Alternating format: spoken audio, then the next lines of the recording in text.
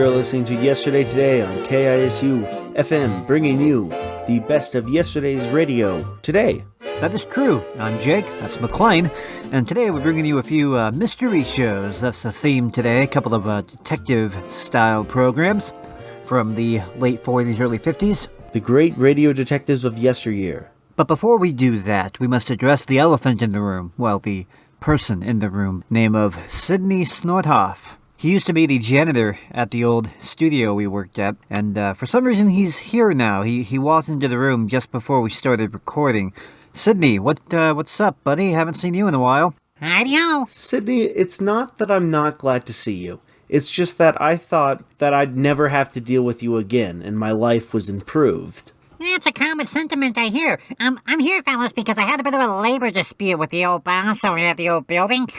So I kind of quit the job in a fit of rage and fury, and it was actually quite impressive to see me strutting out of that building with my dignity intact. Well, okay, he threw me out, but that's beside the point. So, you guys need a janitor over here?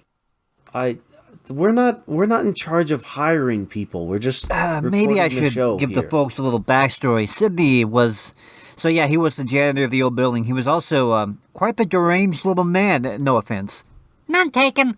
Lived in a tree, folks. He lived in a tree. Yes, he had many strange and interesting quirks and hobbies that he engaged in. But, Sidney, we really don't need you around here, buddy. First of all, we don't own this building. We're just sort of leasing it from the station just to record here. And so I don't know what we would need you for.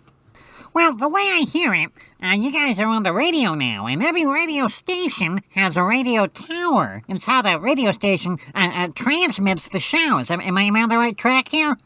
You're shooting 100% so far. It's my understanding that occasionally, you have some technical problems with the tower, and you need somebody to go up and fix it. Yeah, well, I mean, I'm sure that happens occasionally. I don't see your point here. Gentlemen, I'm an old radio tower climber from way back. You're a radio tower climber. Oh, no. I prefer the term tower dog. It's kind of our own little lingo in the biz. But yeah, I can scramble up that tower with the best of them. I really don't think we have a use for a tower dog, Sid. So as far as I'm aware, the tower's been doing... The transmitter is fine. All right, well, you never know when those things might break down. So, in the meantime, I'll do my usual janitorial work, spiffing up the place. Kind of a shabby little establishment you have here. Actually, it's much nicer than the old place we were at. There's no giant holes in the wall or termites running around. Willie still shows up here and there, but that's to be expected. Yeah, well, you still need someone to keep it tidy, so, I'll just do that.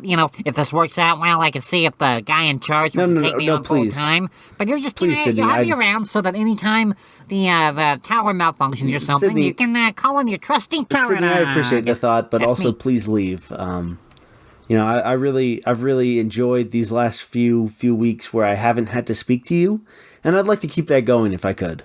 But Klein, you have such a dry sense of humor. Anyone ever tell you that? No, actually, I double that sentiment, Sidney. I really wish you would. We don't need you. Why would you work here without pay anyway? You think the boss is going to come by and go, "Oh, it's so clean in here, Sidney. Here, have a full-time job." Yeah, it's been known to happen. It's to Horatio out your spirit, man. You gotta get out there and really knuckle down and pull yourself up by your bootstraps and climb a few towers while you're at it. I'll get started mopping the kitchen in there. Oh, please don't. Well, Jake, it's an employee's market here. Where do you keep the mop? Oh, wait, never mind. I found it. I thought we were rid of him, McLean. I thought we were rid of him. Just when I canceled my subscription service to that aspirin company. Anyway, that aside, our first show up today is yours truly, Johnny Dollar, the adventures of the man with the action-packed expense account, America's fabulous freelance insurance, and they'll tell you all that in the intro. I like Johnny Dollar a lot, especially the Bob Bailey years. Johnny Dollar was played by, I believe, 7 different actors in its run. One of the longest-running old-time radio shows. There's actually Johnny Dollar and Suspense were 2 of the last ones. I think they were the last 2 ones on the air, early 60s. So, yeah, it had a good long run. But Bob Bailey, my favorite Johnny Dollar. Some out there, they disagree, but, they're wrong. That's all I can say about that. It's a highly contentious debate. It is, Jake it really is. He's gonna die on this hill, folks. I may.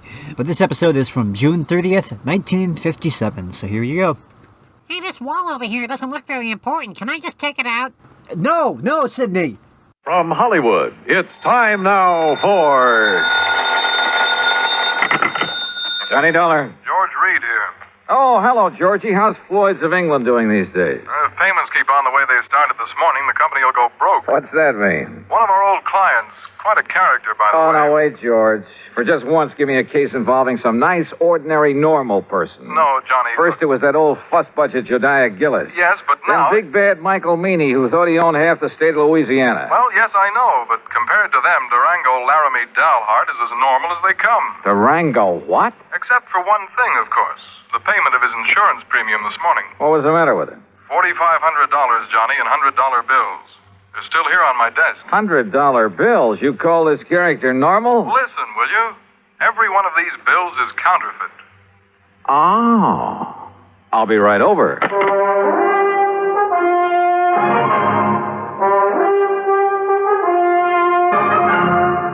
Bob Bailey in the exciting adventures of the man with the action-packed expense account. America's fabulous freelance insurance investigator. Yours truly, Johnny Dollar.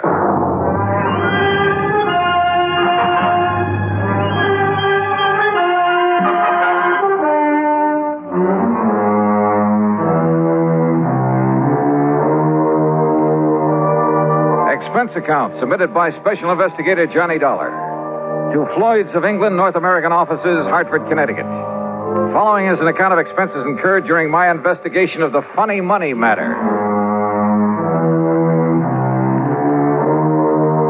Expense account item 1, $1 even taxi from my apartment to George Reed's office. I found him sitting, staring grimly at a pile of paper money spread around on the top of his desk. Well, there they are, Johnny. 45 $100 bills, and every one of them as phony as I've ever seen. Look at them. Yeah, I see what you mean.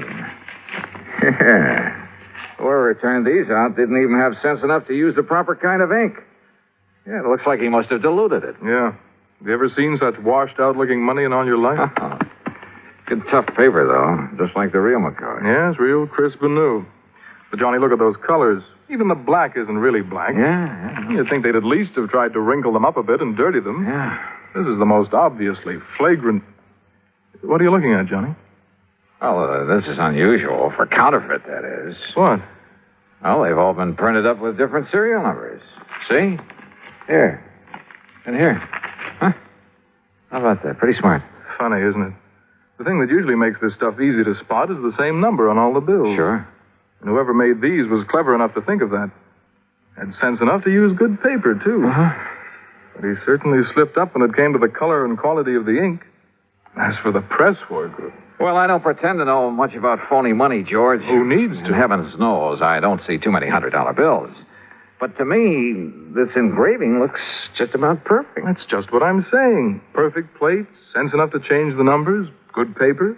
Yet look at the result. Yeah. Has he ever tried anything like this before? What? Durango? Yeah. And just for the sake of the record, what is his real name? That's it. Durango Laramie Dalhart. Oh, I can't believe it. And the answer to your first question is no. Durango is as honest as the day is long. Well, maybe you mean he was. Well, maybe. But if so, I want to know why.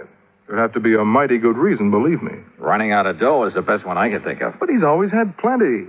After all, $4,500 to spend on insurance year after year. Just who is he? And where is he? He lives on a ranch in Oklahoma. What kind of a ranch? I don't know, but it must be awfully big. Where in Oklahoma? A place called Bum Spung. Bum Spung? Yes. Oh, now look, George, this whole thing is beginning to get a little too thick. Durango, Bum Spung, Laramie Dalhart, whatever it is. Look, counterfeit money is for the Secret Service, so why don't you just put in a phone call to them No. and let them carry the ball? No. Why? Because of Durango. I simply can't believe he'd deliberately hand over a lot of phony money. He's been paying on that policy for years. Always in cash? Always in cash, crisp, new, legitimate $100 bills. Up till now. Were you here when he left these? No. Now, look, Johnny, if somebody is trying to take him, it's up to us to protect him. Well, that's a big if, George, from where I stand. Johnny, we've always tried to give more personal service to our clients than some of the other companies. Look, I want you to investigate this thing for us, without Durango's knowing, of course, on a fee plus expense account basis. Oh, an extra fee? That's not usual, George. With you, it is. You know as well as I do, the padding that goes on your expense account is plenty fee for anybody. Oh, George, you cut me to the quick. All right, where is where is Mr. Dahlhart now? Back in Bum-Spung, Oklahoma. Or at least on the way. But I thought he just left this money this morning. Every year he follows the same pattern. Comes east for a fling. You know, New York and all the nightclubs, that sort of thing. Then, just before leaving, he drops in here, makes his premium payment, and is gone. So? George, I still think you should have called in the Secret Service. But I'll take this on for just one reason. What's that? I want to find out what kind of a place could ever deserve the name of Bum-Spung. Since George had already arranged for plane travel as far as Enid, Oklahoma, item 2 is a mere $8.55 for incidentals along the way. I arrived in Enid shortly after noon. Item 3, $2.60 for lunch. Item 4, $50 deposit on a rental car. And the owner of the drive-your-own agency wore a silly little smile as he gave me the directions to Bum-Spung. Anyway, I headed due north on Highway 81 across the Oklahoma flatland. Some 26 miles or so further on, after passing through Pond Creek and crossing the Salt Fork of the Arkansas River, I spotted a rather crude, weather-beaten sign indicating that the place I was looking for was somewhere up a dirt road to the left. Road? That's a laugh. And it twisted and turned for seemingly endless rough miles along the riverbank. I just about decided that Bum-Spung was a bum steer when suddenly I almost ran into the gate of an old wooden fence, surrounding some 2 or 3 acres of sandy ground.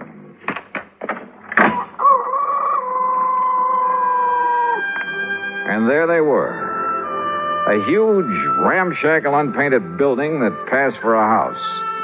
An even more dilapidated affair, propped up with timbers that probably served as a barn. There were a couple of broken-down outbuildings, too. And on a small irrigated plot in the back, 2 cows. Steers? Well, anyway, 2 rather sad-looking bovines munched on the faded grass. There were some decrepit-looking chickens, a mangy old dog. There was a horse of sorts in a small corral. The windmill? Its whole tower sagged with fatigue, and the rudder on it slapped idly against the broken vanes. But right next to it, in complete contrast, stood a spanking new Cadillac convertible. And on the other side of the house, hanging some flimsy pretties on a clothesline, she was maybe 23 or 4, a brunette, and wearing a pair of well-tailored white riding breeches and a tight flowered silk blouse. She was slim, and she was pretty, and had a couple of rosebuds tucked in her hair. Hi. And about as out of place as anything I ever saw. I said hi. It was like seeing the vision of a goddess. Come on in. Just swing aside that post at your left. It's what Durango called the gate. Oh, yeah. Durango, did you say? Don't tell me this is Bum-Spung. It sure is. Didn't you see the sign down the road? The vast acreage within this broken-down fence is the cattle ranch of Durango Laramie Dahlhart, who happens to be my uncle. I'm Carol Dahlhart. Who are you? Why, my name's Johnny Dollar. Dollar? That seems to me I've heard that somewhere. Oh? What are you doing out here? Oh, just driving around, you know, summer vacation. You look like a city man. I was intrigued by that sign down the road. You know, curious about what Bum-Spung could mean. Bad water. Bad spring, so the Indians called it Bum-Spung. Ah. Durango liked the name, so he bought up these 2 acres and settled here. And this is all there is to his ranch? What's the matter with it? He likes it. But I'd had an idea. Well, Yeah? nothing. From what you've told me, I think I'd like to meet Durango. Is he around? You trying to kid me or something? I haven't told you anything about him. Now look, Johnny Dollar. Yeah, look! Suddenly she turned, drew an old Colt 45, and as I ducked, she let go with it. Holy! I got him, see? She got him all right. A small snake that had poked up out of a hole in the ground some 25 feet away. And she got him right through the head with both shots. Oh, God darn rattlesnake? Rattlesnakes? That looks to me like a poor old gopher snake. What's left of him. So what's the difference? Could have been a rattlesnake. Hey, you were plenty fast with that gun. Yeah, gotta be. Or old Durango wouldn't have me on the place. There's no use for anybody that... Hand me a couple of those clothespins, will you? I got to get these things hung up. Yeah, sure. Here. You said you're his niece. That's right. Only one left to take care of the old buzzard. You live here with him? Part of the time. Well, enough to look after him, make sure he don't get lonely, that he's got enough food in the house, that kind of thing. And I stick around when he goes out on the West Coast or back east for a fling. That's where he is now. Yeah, and he's due back. Hand me that slip out of the laundromat. Sure. Here you are. I take it that convertible's yours, huh? Yeah, that was my birthday present. Oh, your family must be pretty well heeled. Family. Me and Durango, we're all that's left. Give me them stockings now. Sure. But certainly Durango. Why not? He gives me a new one every year. And this ranch is all he owns? Except for his money. Says he has a barrel of it. Well, he must have. Or else, Or else, what? nothing. Go on with what you were saying. More clothespins. Yeah, here. And when he kicks off, I get it all. And I can give up the filling station. Filling station? Well, you must have passed it, just the side of Enid. Durango says a woman's no good unless she's got a job, so I got a filling station. Let somebody else run it for me, though, and Durango don't know the difference. Or at least he don't care. The main thing is I'm around to keep him happy and give him somebody to cuss at now and then. And say, why am I shooting off my face to you this way? I don't know, but don't stop. There. Them clothes will be dry in an hour, and if you're still here, you can help me take them down again. Okay. Carry that basket for me, and I'll give you a cool drink in the house. Hey, great. You say Durango is due back here, huh? Mm-hmm. Why, don't save yourself time traveling by plane instead of train, I'll never... Johnny, if you're just around here on vacation, I'll eat my shirt. Why'd you come here? And don't give me any guff. All right, come on. Pour me that drink and I'll tell you. Now, I'll tell you. If you're here to pull something on... Oh! What's it? Son of a dog, blasted gopher. Holy... Easy now, easy. Don't you easy now, me. I busted my ankle. Oh, it's just a little sprain. Here, arm over my shoulder. Okay. Dang fool that I was to kill that gopher snake back there. Oh, Johnny, it hurts. Then I'll carry you. You know. Oh, that's better. And hey, boy, you got muscles. You know. Huh? What the?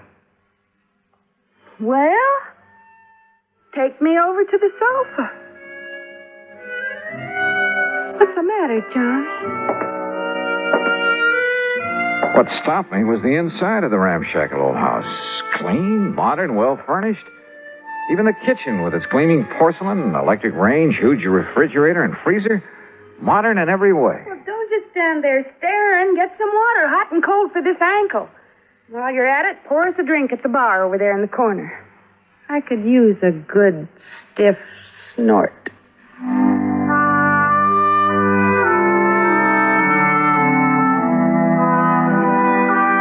I did what I could to reduce the swelling in her ankle. But by the time I'd taped it up and she was snoozing comfortably on the sofa, it was getting dark. So I hied myself into the well-stocked kitchen to see what I could scratch up to eat. And I'll be honest about it. With this mighty attractive patient on my hands, I'd completely forgotten about my mission in these parts, the investigation of one Durango Laramie Dalhart. I wasn't allowed to forget it long, though. As I opened and was about to reach into the ample freezer... Stop right there, you. Huh? There's only one way to deal with a thieving, stealing, dirty varmint like you. Now, wait a minute. Put that thing down. And that, partner, is this way. Holy, no. Hey, now, wait a minute. Not while old Durango's around. Hey. Oh, Go, you old maverick! watch it. Cut out that juice while I'm trying to sleep. Ain't had a chance like this in years. Will you cut it out? Quit it! Cut it out, I said! Enough. Me, too. Take a swing at me, will you? Right. Holy Moses. Okay. Yeah, and here's your gun. Keep it in your pocket where it belongs. Sure. Now, what was the big idea? Well, whenever you bring one of these fancy boyfriends of yours around to my house, I got a right to have a little fun with them, ain't it? Fun? Is this your idea of fun? Your crazy gall darn fun. Look what you did to the stove. You blowed it full of holes. Yeah, an old wood stove would have held up. Here, buy yourself another one. There's 4. $500 nice new dollars. Hey, wait, let me Now, see what about those. that window and the jars on the shelf? Okay, here. You should have saw him when I started throwing that lid all around Oh, him. sure. Here, Johnny, let me wipe off some of that jam that fell on your head. Johnny? Johnny who? Johnny Dollar. And I take it you're Durango Laramie Dollheart. Nah, sure am. Fastest shot in the country, too. My pa learned how in Durango, my ma learned how in Laramie, and I'm better than both of them was. Only thing is, I get no chance to show off no more. Durango, you crazy idiot. What's the idea? No harm, man, no harm. Yeah, take a slug of this. You forget all about it. I'll get a glass. Glass, a man drinks out of the bottle. Go ahead, Johnny. Oh, well, thanks. Bad enough a he-man has to live around all this feminine fripsy and lace curtains and rugs all over the floor and You know, stuff. Dad, blame well you like the way I fixed up this old dumpy ears Durango. Yeah. Now, wait a minute. Look, you two. Yeah, you know dang well a man gets tired just sitting around, no matter how pretty it is. Why else do you suppose I got to get away every now and then to San Francisco or New York or some of them places where they got some noise and excitement? Is that right, Johnny Dollar? Just leave him out of this. Why? What's he doing here, anyhow? Well? Well, Durango, I'll tell you why.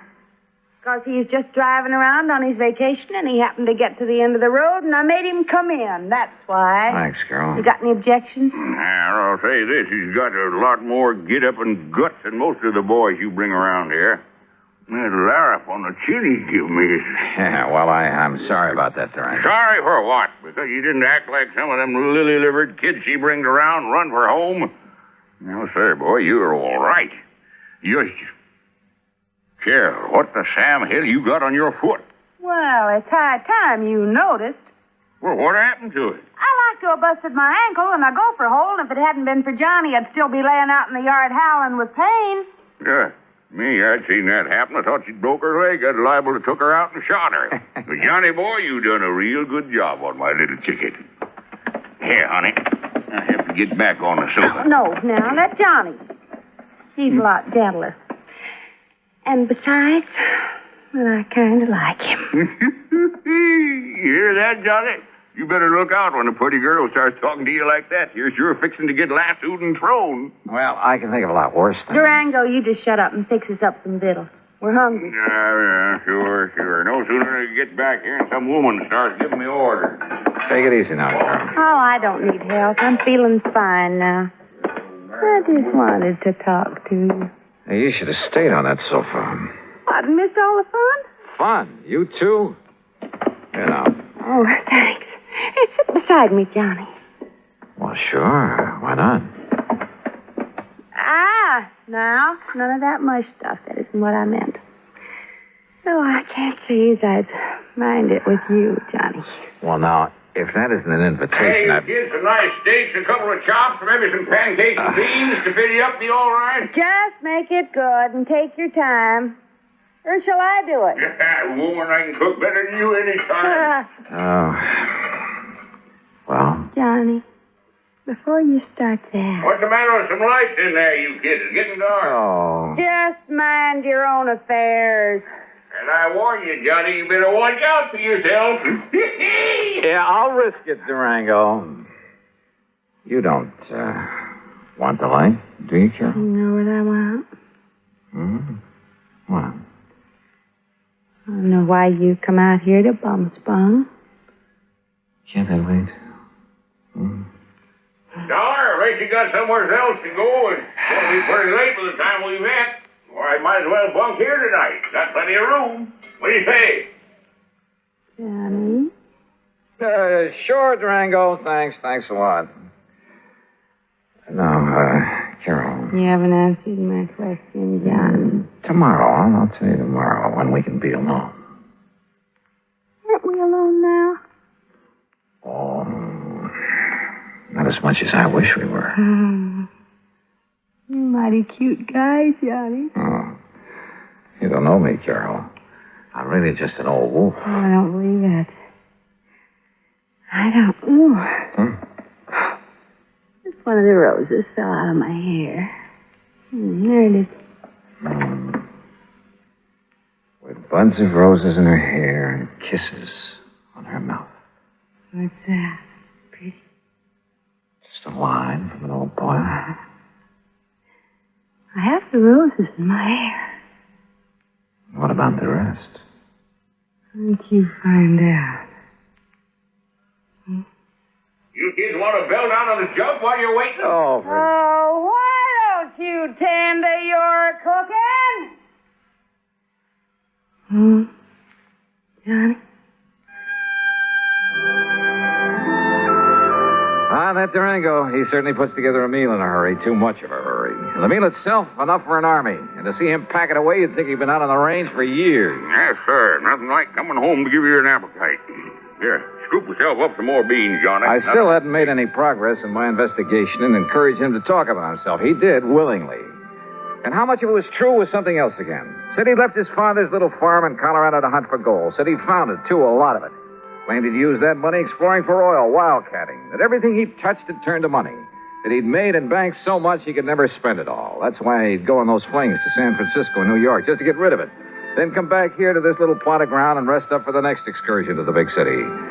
His only regret was he was too old to make the new West like the old West. Yes, sir. If I was 20 years younger, I'd ride a horse into Dodge City and show all them law and order. I'd show them just exactly how it was in the old days. Like I read about in them magazines. But if all this were true, why the counterfeit money? Those phony, washed-out $100 bills I'd seen on George Reed's desk. The bed in the guest room was as comfortable as my own, but I couldn't get to sleep. Fortunately, for long after the house was dark, it must have been close to midnight, I heard the door of Durango's room open, heard him sneak out of the house the back way. Quickly, as quietly as I could, I slipped on trousers and shoes, took along my gun, and went after him.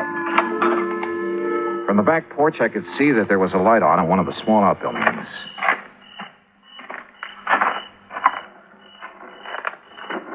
With my ear pressed tightly to the side of the little shack, I could hear it only too plainly. The printing press on which Durango was turning out the phony money. No question about it. And I was sorry.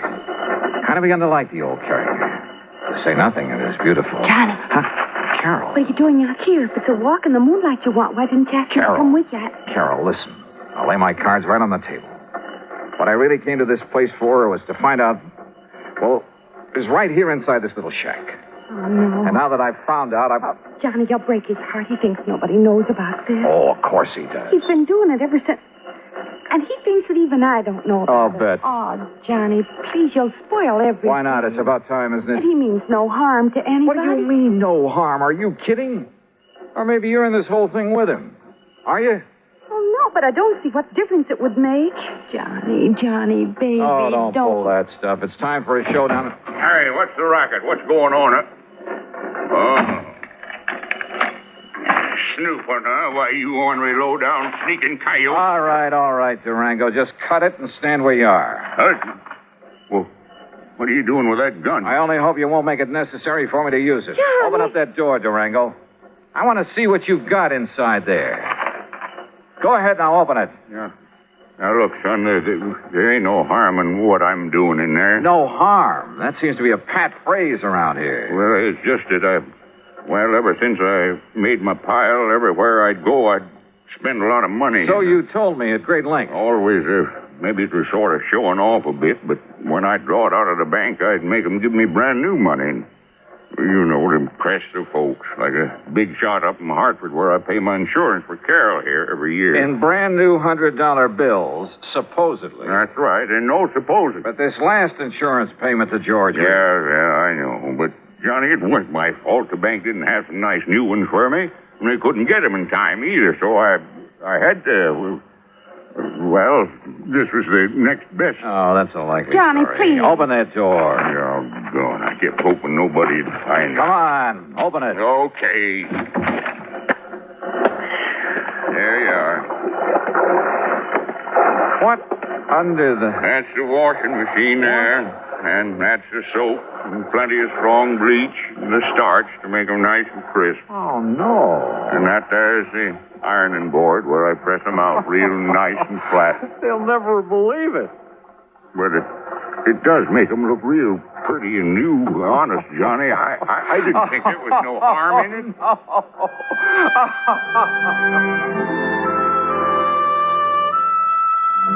Well, there you have it, George. Full report on the funny money that turned out to be only cleaned up a bit. And the next time, call in the Secret Service, will you? No, I didn't mean that. Just don't question the charges on this account for the extra week I've spent out here.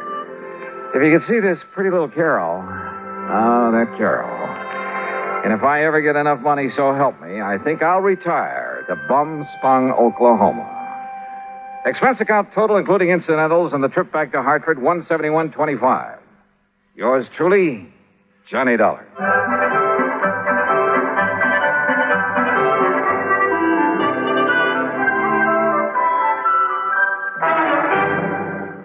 All right, that was yours truly, Johnny Dollar. Up next, we have Sydney. What are you doing there, buddy? Sydney, what are you wearing? Don't mind me, gentlemen. This is official Tower Dog garb. Tower Dog garb. You got those mountain climbing shoes with the crampons on them? Yep. What's the pickaxe for? Oh, this is old Nellie, my trusty, faithful psychic. Every once in a while, when you feel your grip slipped, wedge her in there real good, and it'll keep your grip when things get tough, Sydney, you've never actually been a tower climber, have you? Okay, well, technically I've never actually climbed one, no, but I am a very ardent follower of the subculture, so I know what goes into climbing a tower, so please don't condescend to me. I know what I'm doing. My apologies, but... You need me to climb the tower yet? No, dear God, no. I think it's all fine. Please just stay here on the ground. Yeah, as much as you annoy me, Sydney, I really don't want to have to, peel you off the sidewalk with a spatula. That would be nice. I think I'm gonna climb it just to be safe. Sydney, I'm begging you, do not climb the tower. Well, how are we gonna know it can be done unless somebody does it? I'm sure it's been done before, but we don't need you to climb the tower, and the last thing we need is for the station to find out we're sending people up there to die. That'll get us off the air real quick, I think. And besides that, that's not even the main radio tower, I think. This is just like a relay one that sends our stuff off to the main station. I don't really think there's much need for you to be messing with it, buddy. That raises the hair on the back of my neck, buddy. That's the kind of talk that sunk the Lusitania. It's better to be safe than sorry, You think, oh no, we can just put off the tower climbing until the disaster happens. But then once the disaster happens, you weren't ready for it because you never sent anyone up the tower in the first place. Okay, I'm gonna hold Sydney against his will. Jake, you introduce the next show. Not a drop of courage to be found among you guys. I'm ashamed I was ever assigned to your regiment. Right, up next is an episode of The Saint, the radio show starring Vincent Price. Funny thing about The Saint is it had many, for whatever reason, the format was very popular. It had many incarnations over its lifetime. It's probably best well known for the 60s TV show version of The Saint, but really, it was a very simple premise for a show. It's just about a guy who's pretty well connected with the underworld, and he just goes around helping people. He's sort of like a freelance detective who just solves crime for the heck of it. But anyway, I find it really entertaining, especially with Vincent Price in the lead role. It's just, there's something about it that I really enjoy the sound. I think the theme song it's mostly the theme song. I enjoy that theme song a lot. But anyway, this is The Saint from August the 14th, 1949. Unhand me? Sydney, I'm not letting you go kill yourself.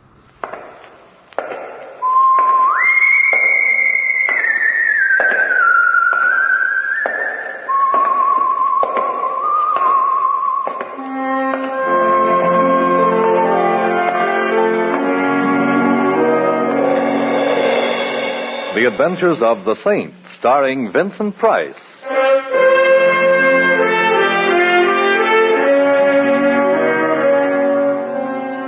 The Saint, based on characters created by Leslie Charteris and known to millions from books, magazines, and motion pictures.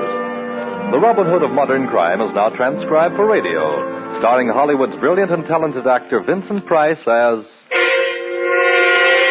The Saint.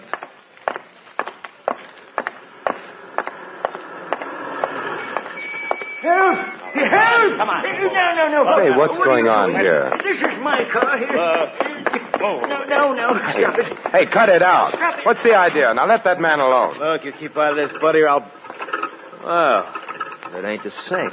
It's euphonic, but slightly ungrammatical, Mac. Now, what's the disturbance? They drew up alongside of my car.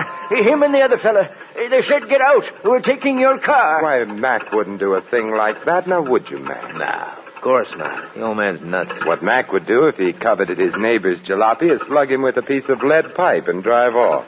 So good night. I get business. Now, wait, Mac. You could satisfy my curiosity a little. Why should you want to steal this gentleman's old automobile when you've got nicer, newer ones to choose from? Yes, ask him, mister. Ask him. Yeah, ask me, Saint. Go ahead. And I'm going to satisfy a little curiosity of my own. I didn't think you had any, Mac.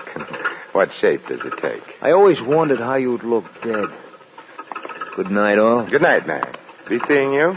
You let him go. Yes, he convinced me that I should for now. There's nothing like a 32 in the pocket of a known thug for winning an argument.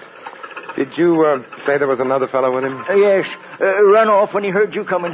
It was the same fella tried to buy my car yesterday. Someone tried to buy this car? Oh, sure. This fella tried to buy it. And there was a woman made an offer, too. Did you mean you actually refused? I ain't selling until I find out why they want to buy it so bad. This fellow who tried to buy the car, do you know his name? No, he looked like a gentleman until... Until you found him consorting with felonious intent with our just-departed friend, eh? Tell me, was he well-dressed, an annoying little mustache placed just over the sneer he wears for a mouth? Well, yes. Say, how did you... That's easy. Our friend Mac does piecework for him. Fancy Dan Turner is his current alias. But I see you don't keep up with such things. You're going to tell the police? Later, perhaps, when there's something to tell them. Right now, I've got a great thirst that needs quenching. A thirst for knowledge. Huh? Yeah, what's your name and where do you live? Collins. 302 East 8th Street. Mm-hmm. Now, put your car in cold storage, old-timer, and take care of yourself. Something tells me this is Rat's night out.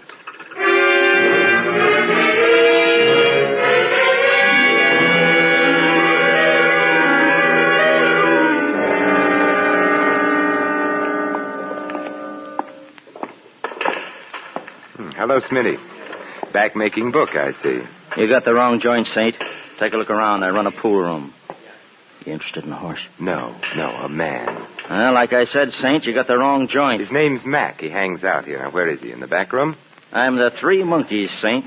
Deaf, dumb, and blind.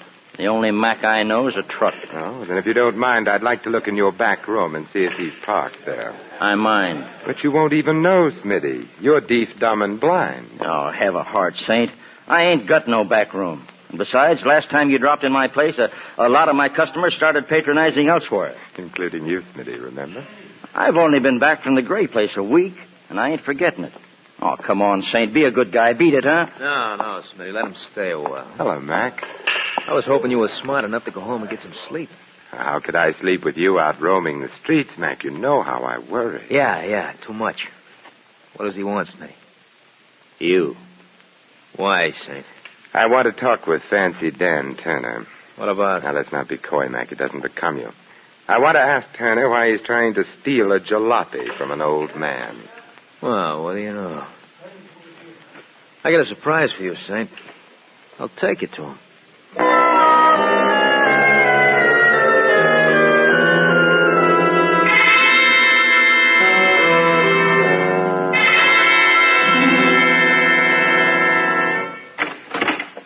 The boys say you're looking for me, Saint. The boys are right. So you found me. So? I understand you're interested in a certain old car. So what? Probably the Smiling Irishman is, too. A broken down 1929 sedan seems a little slow for a fast man like you, Fancy Dan. Well, maybe I like to go slow enough to read the billboards when I drive. What's it to you, Saint? That depends on what it is to you, Turner. What's on the fire? You are. There's a handle with care sign on this deal, and I don't want just anybody cutting in. You're a fowler-upper. You've been stepping high and fancy-free too long, Turner. You're beginning to irritate me. The feeling's likewise, Saint. Only I got more than fingers in my fist and you haven't. That's a nice gun you're so bravely wearing, Turner. It must be a pretty big pot to change a small-time con artist like you into a fire-breathing gunman. Big potatoes, huh? Yeah, plenty big, Saint. So big I wouldn't hesitate to shoot at the slightest move. Am I clear? You couldn't be clearer if you were a day ordered by the Chamber of Commerce. Good. Oh, it ain't a palace, Saint. It's just the back room of a pool parlor, but please stay and be my guest. Oh, very well, for a little while anyway. Where are the boys? Out. They're wasting their time. Collins won't sell his old wreck. Some old men are stubborn. And Collins seems like a hard man to intimidate. Well, that all depends on who's doing the intimidating, Saint. Now, Mac's a chowderhead and Smitty's even worse, but put the two boys together and you'll get a job of work done. Dan, I've adopted old man Collins as a friend. Ah, how big are you? Yes. And you know how I feel about people who push other people around, Turner? Especially when the guy getting the shoving is a friend. You know, if I had a glass of beer, I'd cry into it. Sit back and relax, Saint. The boys will be back with what they want after soon enough, and maybe then I'll let you go home. You mean they're coming back with a car? Well, maybe not the whole car. Sit back and relax. Hey, relax. Hey, what are you doing? Sitting back with my chair to the wall, Turner. You want me to relax, don't you? Yeah, Hey, let go of that cue stick. As my old grandmother used to say, Turner, there's nothing as relaxing as a game of pool. Particularly with a hoodlum's head as the cue ball.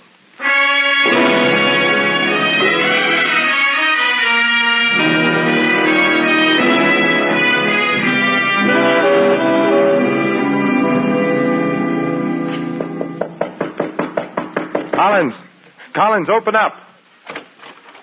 You wouldn't be from the police now, would you? No, I'm no more a policeman than you are, old man Collins. Come in and be welcome, then. Where's Collins? The old man? He's here. Where? Behind the sofa. But if you're of a mind to look at him, make us a quick look. Dead? Very. How? Every way. Beaten, stabbed, and tortured. Maybe even shot, for all I know. Yes, and for all I know, maybe you've got a gun with an empty chamber, for all I know. Bless me, no. Me business doesn't allow it. Just what sort of business are you in, Irish? The name's O'Brien. Ah. When a job is pulled and the police go after the boys who pull it, I make an end run and go after the swag. Or at least part of it. Oh, I see. What's the swag here? Collins' wallet? Not unless there's 400 grand in it. 400? Oh, no, I'm afraid you'll find the old man a few cents short. Who killed him? Not I. How do I know? You don't. You're right. What brought you here? Why, I'm here about the old car, of course. You want to buy it? Certainly, don't you? Say, maybe you're not being cute. Maybe you really don't know about the... About what? Well, now, I'm greatly relieved. When I first saw you come through that door, I said to myself, O'Brien, here comes some more competition. But I see you're not. I'm relieved, laddie. Greatly relieved.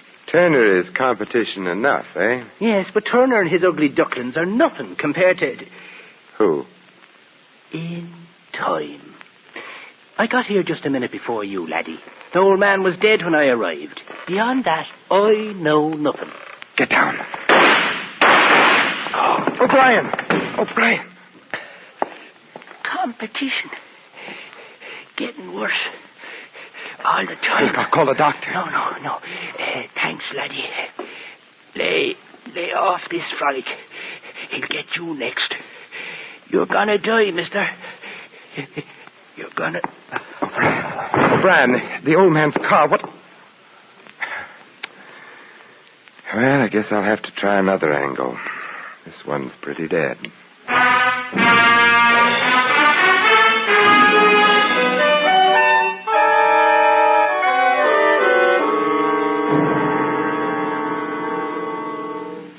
I awakened Mr. Ritchie as you requested, Mr. Templar. He'll be right down. Oh, thank you. I hope the fire isn't too serious, Well, sir. it's serious enough to awaken Mr. Ritchie. Oh, here he is now. Well, which plant is the fire in? Who's responsible? How big is the damage? Oh, the fire isn't in any plant, Mr. Ritchie. What's that, then? Then where... It's inside of me. I'm burning up, and I need your help. How dare you sneak your way in here 3 o'clock in the morning by telling me there's a fire?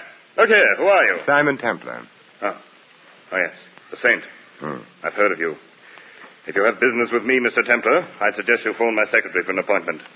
Meanwhile, there's no subject on earth can keep me from going back to bed. Not even the subject of $400,000, Mr. Ritchie? What do you know about it? Nothing other than that it was stolen from you, Mr. Ritchie. That happened 7 years ago. The criminal, John Quayle, was caught, tried, and convicted. Now, if you'll pardon me... Quayle worked for you, I believe. He was my head accountant. And the money was never found? No. Quayle drew 20 years in the penitentiary. He never revealed where the money was hidden. Until the day he died. Died? Yes. 2 weeks ago in prison. And now, Mr. Templar, if you don't mind, I need my rest. I won't detain you much longer, Mr. Ritchie. Just one or two more questions. Well? Did Quayle have a wife? Yes, he did. If he knew he were dying in prison, it's quite possible he made an attempt to get word to her, to tell her where the money was hidden. He may have made the attempt, but he couldn't possibly have succeeded. He was too closely watched. After all, $400,000 is a lot of money. A lot of money. Yes, you could almost buy a second-hand car with it. If I hadn't been fully covered by insurance, my firm would have gone under in the face of a loss that large. And now, Mr. Templar, if I might ask a question. Certainly. Why this sudden urgency, this 3 o'clock in the morning business? An old man was tortured to death. Then a fellow named O'Brien, who came calling on the old man, was shot to death. But before he was killed, O'Brien told me he was tracking down $400,000 that had been stolen. Oh, I see. Yeah, and some checking back over how many people have ever had that amount stolen from them. Led you to me. Yes. I wonder what I've led you to, Mr. Templar. I wonder, Mr. Ritchie. I wonder.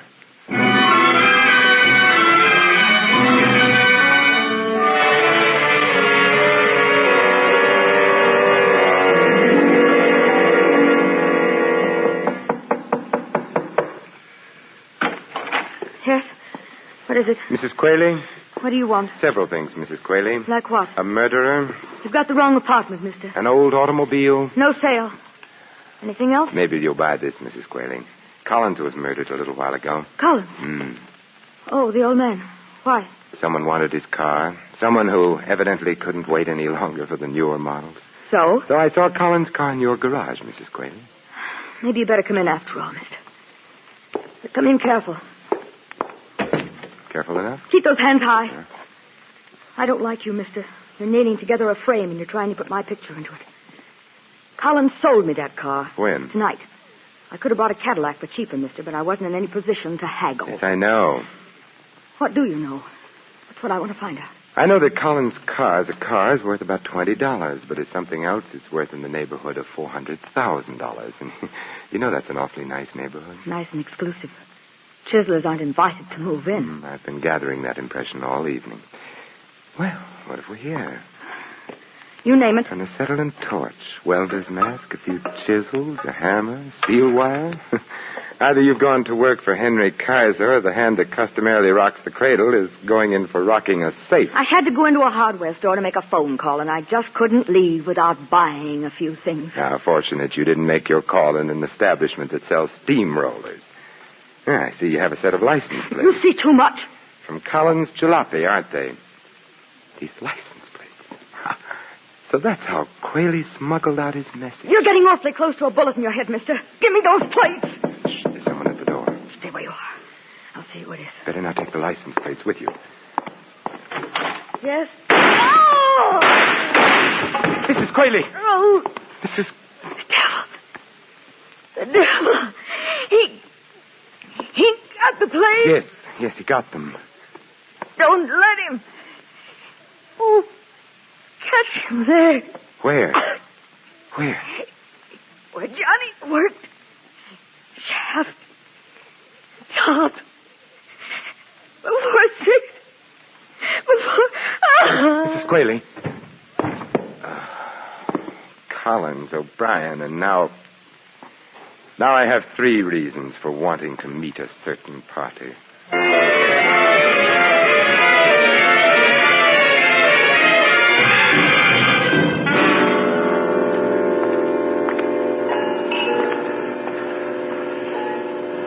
Taxi! Hey, taxi! They don't stop sometimes when it's so early in the morning, Saint, because they're on the way back to the garage. Well, what brings you out so early, Mac? Looking for a drunk to roll? Just looking for you, Saint, just looking for you.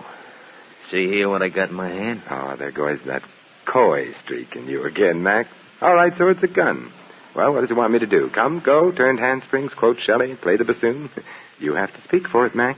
Very funny. Look out, it shouldn't speak for itself, Saint. I and the gun warn you should get in that there car. You have a most persuasive way of offering a fellow a lift, Mac. Yeah, a lift. Right now, it's a lift.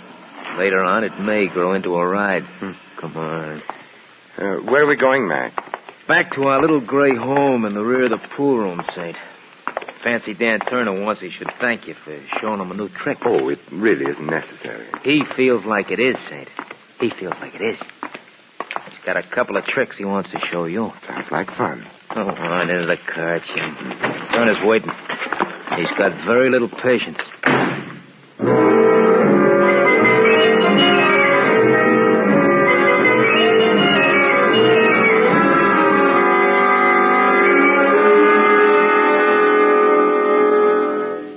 Nice to have you back with us, Saint. I missed you.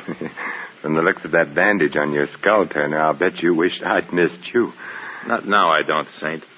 It's a nice feeling having you here, knowing that I owe you something. I pay my debts, Saint. I pay off. Yes, I know. O'Brien was paid off. So was Mrs. Quayle.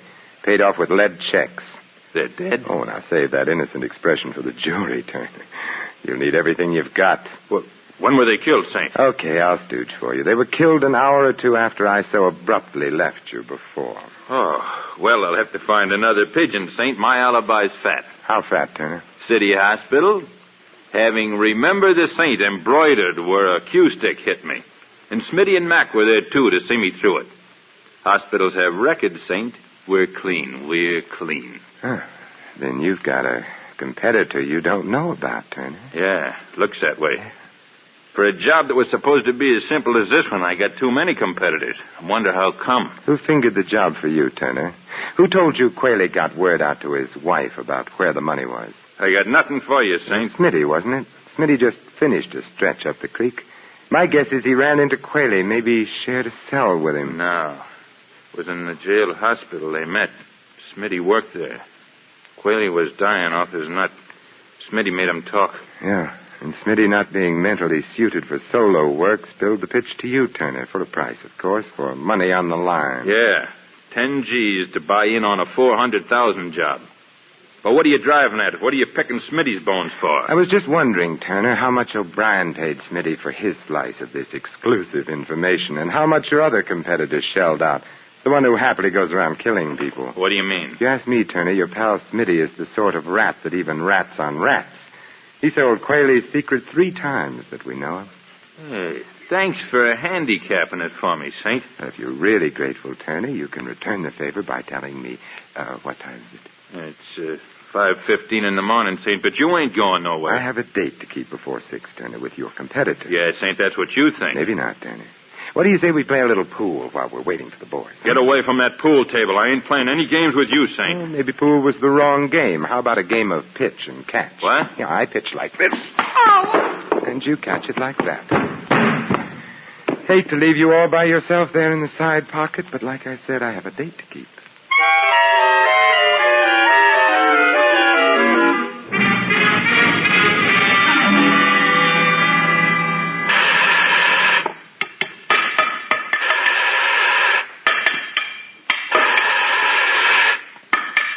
Well, Mr. Ritchie, get enough sleep despite my interruption? I wasn't really asleep when you called on me, Mr. Templar. I know, Mr. Ritchie. Your hair was a little too carefully combed for a man who's been suddenly awakened and told he's having a fire. You're very clever, Mr. Templar. But not clever enough to catch you before you committed 3 murders. So you're Smitty's silent partner, huh? See what low company's gotten you into, Ritchie? Yes, I see.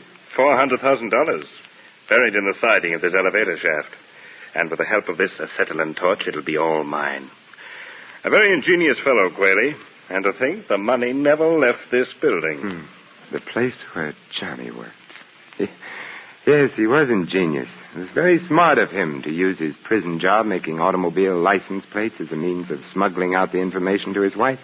How did he do it, Ritchie? Very simple, Templar. There's an extra piece of thin metal in this particular plate, forming a sort of pocket. And inside the pocket, a note on cigarette paper telling poor Mrs. Quayle how to get the money. Of course, once he managed to tell her the number of the license plate, well, the rest was easy, wasn't it? Yes. All poor Mrs. Quayle had to do was ask the Motor Vehicle Bureau to whom the plate was assigned. Mr. Collins, in this instance. Poor old fellow. Mr. Templar, would you mind joining me here in the shaft, please? Yes, right on top of the elevator. I'd like to keep an eye on you while I finish burning out this metal partition. You see, I've only until 6 o'clock when this elevator is switched on downstairs. Oh, well, Come, in the shaft, please. Well, really, I have a gun, Mr. Templar. Oh, well, that makes it official, then. There we are. Careful, Mr. Templar. I wouldn't want anything to happen to you. Anything accidental, that is. You know, it's funny. I've known you such a short time, and I have exactly the same sentiments towards you. I've never been astride the top of an elevator before, Richie. And we're right near the top of the shaft. Yes. I don't mean to worry you, Templar, but when this elevator power turns on in a few minutes, it will rise to the top before it descends. How's your treasure hunt coming, Richie? Almost finished. One last strip of metal to cut away, and the partition will come off. Then we'll decide your fate, Mr. Templar. Your future. Here goes. A last blow.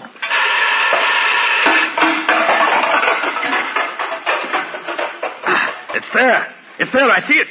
$400,000 in currency, Templar. Think of it. Think of it. You think of it, Richie, and also think of how much blood was spilled on it. Preaching, Templar? You? I never thought. What's that? The elevator, Richie. Maybe it came to work a little early today. My money. My money. Come on, Richie. Come on, get off. No, there's still some money left here. I want it. I want it all. All. Come on. We've got to get off. Jump, Richie, jump. No, my money. I must save the money. Richie, you fool. All right, I got it.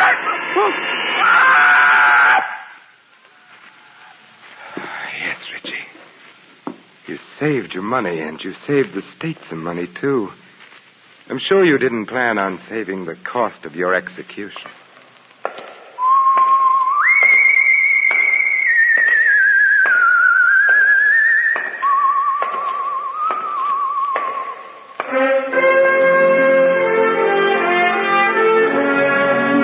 Tonight's script of The Saint was written by Michael Cramoy. Our cast included Laureen Tuttle, Barney Phillips, Tony Barrett, Fred Howard, and Dan O'Herlihy. The music was composed and conducted by Harry Zimmerman. The Saint is a James L. Safier production and was transcribed and directed by Thomas A. McAbiddy. All you Saint fans will be glad to know that the Saint comic books are on sale at all newsstands. Your announcer, Merrill Ross. This is the Mutual Broadcasting System.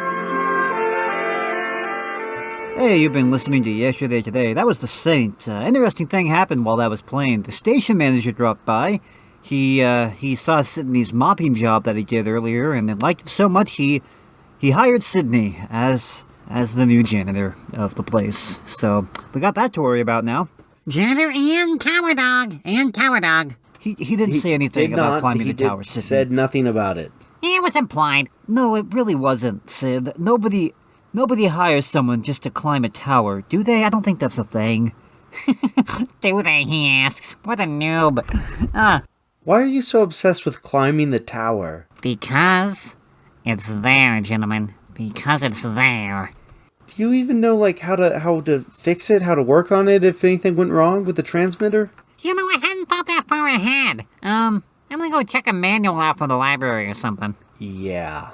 You've been listening to Yesterday Today on KISU-FM. This has been Jake and McLean Westbrook. And if you want more episodes of Yesterday Today, you can find them on KISU.org. Or download the podcast wherever fine podcasts are distributed. Until next week, this has been Yesterday Today. You'll never know when you might need me, guys. The light bulb on the top of that transmitter could go out, and then you'll need me to climb up there so I can start screaming whenever a low-flying aircraft goes by.